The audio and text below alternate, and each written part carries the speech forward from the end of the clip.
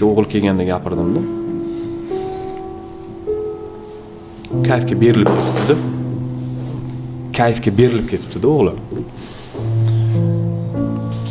Savol berdim o'g'liga. Bilasan, seni otang nima uchun o'stirib katta qilgan mana shu qo'llaringdan tutib jim turibdi. Shu qo'llaring bilan oxirgi manzilga otangni olib borib qo'yishing uchun. Oxirgi manzilga. Fano karvoni bora bilasiz, hozir top ketish. Aslan cho'ta shu darajada sog'ligingni rasvo qilib tashabsan, teskarisi bo'lib qoladi shekilli dedi. Sen otangni emas, otang seni olib boradigan momentga yaqin kelib qolsan dedi. Bu bilasanmi, otaga qanaqa og'ir dedim. Chunki tamom bo'lganda sog'ligi. Sen otangni lahatni ichiga kirib, yuzlarini qiblaga burishing kerak edi, vazifang. Aslida teskariga kelib qopti dedim.